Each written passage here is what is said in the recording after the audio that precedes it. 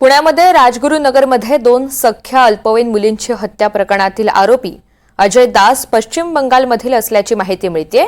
Police तपासात ही माहिती समोर आलेली असून अजय दासबद्दल नवे खुलासे समोर येताना पाहायला मिळतात। तो पश्चिम बंगालचा असताना सुद्धा त्याचे आधार कार्ड हे खेड येथील पत्त्यावरचं आहे।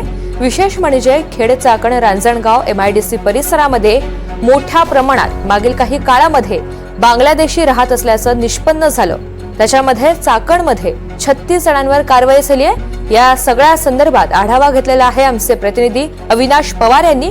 पाहूयात।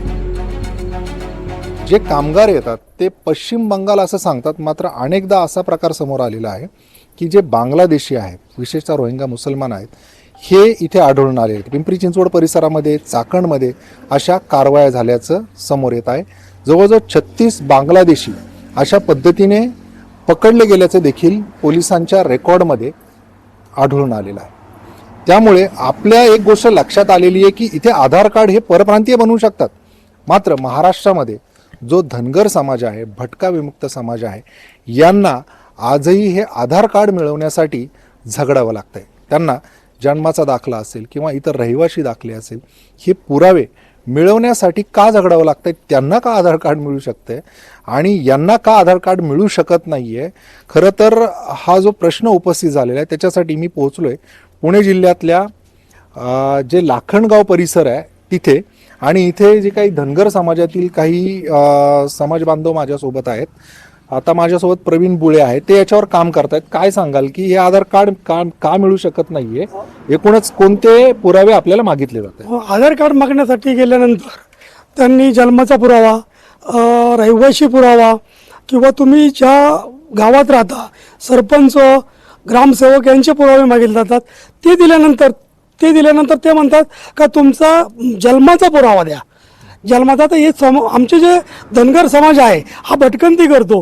त्यांना शाळेचा कुठलाही लवलेश नाही, त्यांचे वडील कुठेही शाळेत गेले नाही, त्याचे कुठेही त्यांच्याकडे नोंद नाही, त्याच्यामुळे हा प्रश्न भेडसावतो।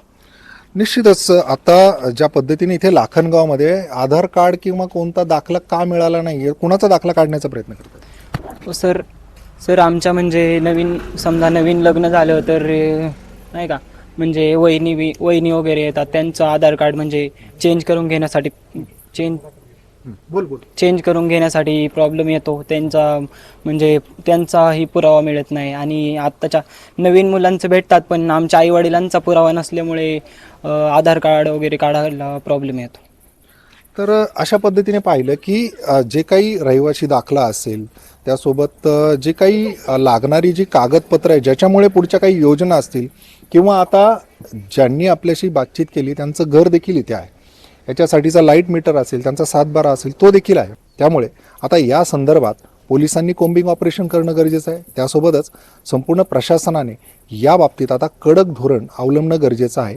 आणि जो इथला खरा समाज आहे, भटका विमुक्त आहे, धनगर आहे, कातकरी आहे, यांना या संदर्भात हे जे पुरावे आहे ते देण्यासाठी देखील प्रयत्न होणं गरजेचं आहे। अविनाश पवार, NDTV मराठी, लाखणगाव, पुणे।